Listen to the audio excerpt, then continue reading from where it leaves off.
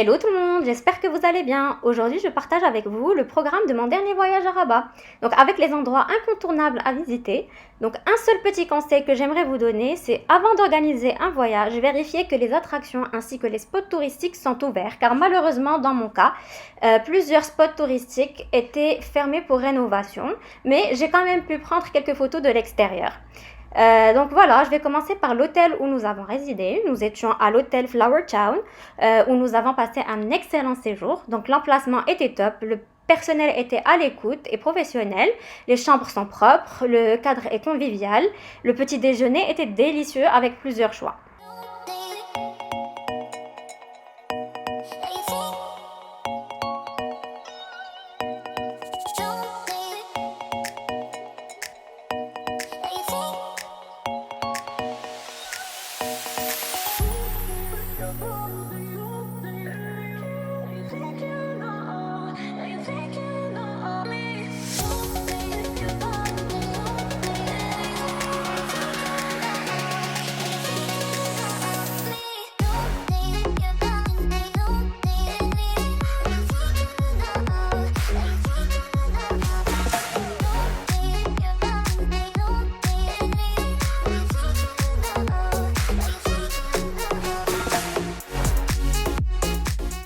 Après le room tour, nous allons passer aux spots touristiques, les incontournables de Rabat. Donc, je vais commencer par la plage de Rabat. Je trouve que c'est un lieu assez sympa pour se balader, pêcher et respirer de l'air frais. Donc, juste à côté, on retrouve le phare. Donc, le phare de Rabat ou Burj Serat. Il est proche de l'Aqsba des Oudéas. Il est très beau à admirer. Lorsque vous marchez à côté, vous allez trouver qu'il y a une sorte de cour. Je ne sais pas comment on peut appeler ça, mais il y a des gens qui jouent au tennis, il y a des gens qui font leur étirement, d'autres qui font du vélo, etc., etc. Je passe ensuite à l'Aqsba des Oudaya. Donc c'est une forteresse qui date du XIIe siècle. Elle a été classée au patrimoine mondial par l'UNESCO. Ne passez pas à côté de la plateforme du sémaphore qui offre une vue panoramique sur la plage de Rabat et l'océan Atlantique. Donc je voulais aussi voir le jardin andalou, mais vraiment c'est vraiment dommage parce qu'il était fermé pour rénovation aussi. Donc la plupart des monuments et des spots touristiques étaient fermés au moment où je suis partie. Mais bon, c'est pas grave, une autre fois.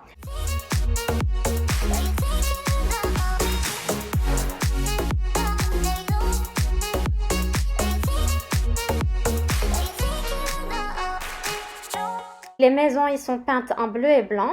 J'ai pris un réel plaisir à me balader dans ces ruelles, même s'il y avait des travaux de rénovation partout.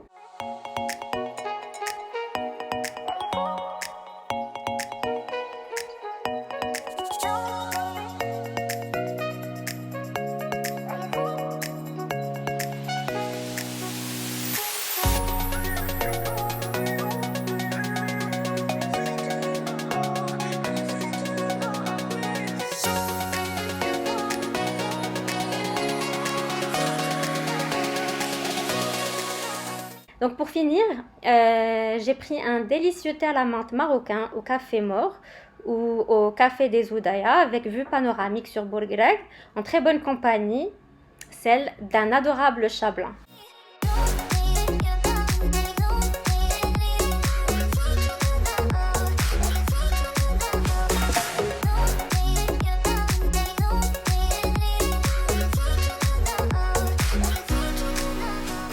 Je passe au quai de Bourgreg où vous pouvez apercevoir la ville de Salé. Donc le quai accueille plusieurs cafés et restaurants. J'ai d'ailleurs déjeuné là-bas. C'était très agréable de s'y promener. Donc apparemment, je dis bien apparemment parce que je ne suis pas sûre, mais l'été, ils aménagent un espace de jeu pour les enfants avec les mini-voitures, etc., etc.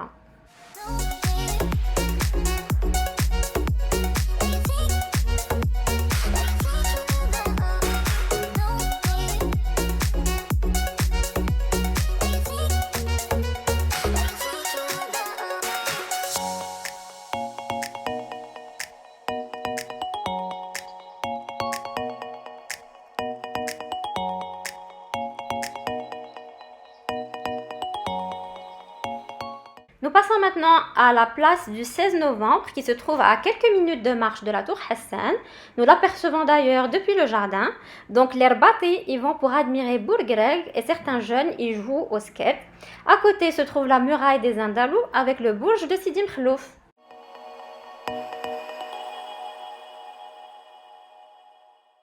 La tour Hassan est un minaret qui n'a jamais été achevé. La tour se trouve en face du mausolée Mohammed V. Il a été construit entre 1961 et 1971. C'est un tombeau royal qui abrite la tombe de Mohammed V, Moulay Abdullah et Hassan II, paix à leur âme. Donc voilà, j'ai pas pu rentrer à l'intérieur. Ce n'est plus une surprise pour personne. C'était fermé pour rénovation. Je n'ai pu filmer que de l'extérieur.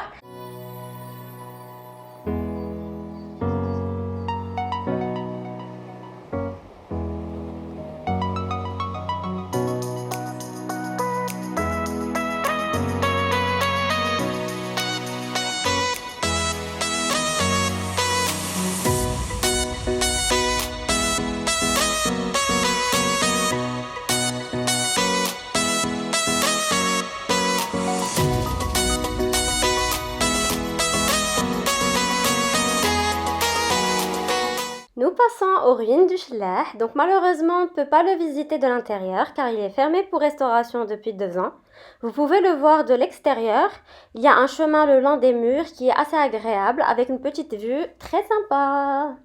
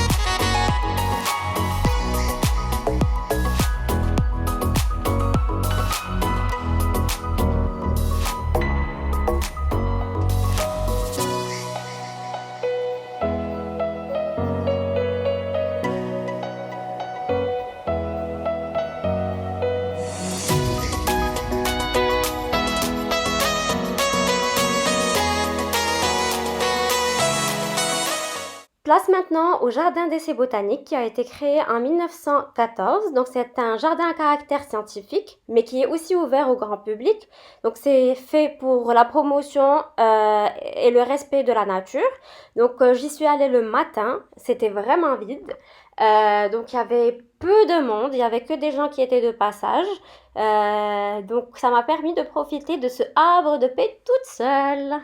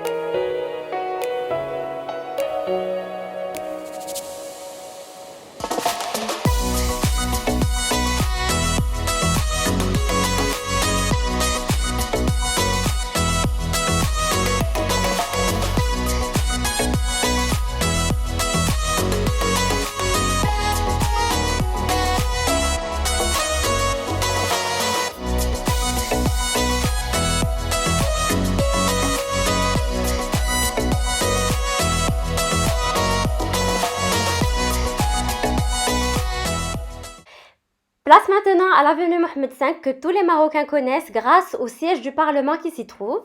Donc c'est l'une des plus belles avenues de Rabat. Au centre, il y a un espace vert avec une fontaine et des palmiers. On y trouve aussi la Grande Poste, la Banque Al Maghrib, ainsi que plusieurs magasins et cafés. Nous avons aussi le musée Mohamed VI d'art moderne et contemporain. Donc le musée a ouvert en 2014. On y trouve une sélection d'œuvres artistiques marocaines du début du XXe siècle à nos jours, avec des expositions temporaires et des expositions permanentes. Donc je trouve que le bâtiment qui abrite le musée est lui-même une œuvre d'art. Juste à côté, nous retrouvons le musée d'archéologie à Rabat. Donc ce musée nous permet de découvrir des trouvailles archéologiques de différents sites, comme par exemple l'Ubilis.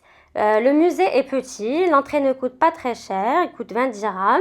Il y a de belles collections de statues et d'objets comme la monnaie, gravures, avec des pancartes descriptives, ce qui nous permet de découvrir l'histoire du Maroc. Si vous restez à Rabat pendant plusieurs jours, vous pouvez passer par le jardin Nouzet Hassan. C'est, je crois, le jardin le plus grand de la ville. Vous pouvez y faire une petite balade, vous pouvez vous reposer sur les bancs qui s'y trouvent et admirer les arbres.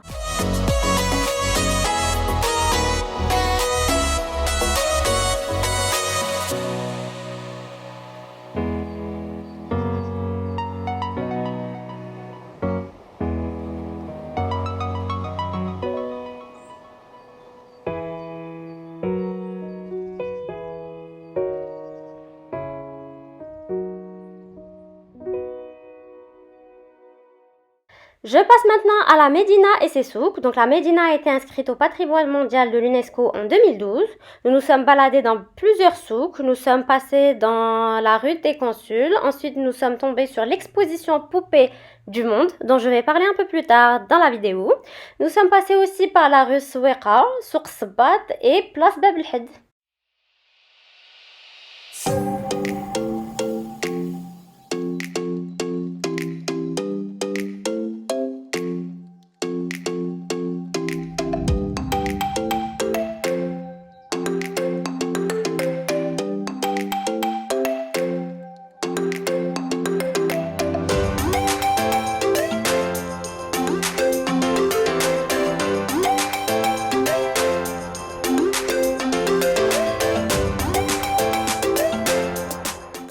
L'exposition permanente Poupées du Monde se trouve dans une maison traditionnelle de la Médina.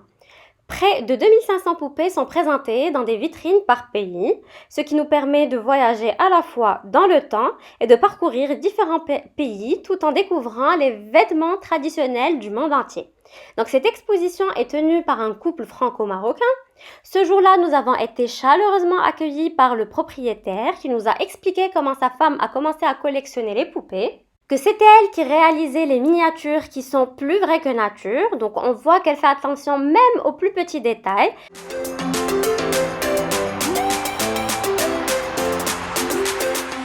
On finit notre tour de la Médina avec la place Bab el Had.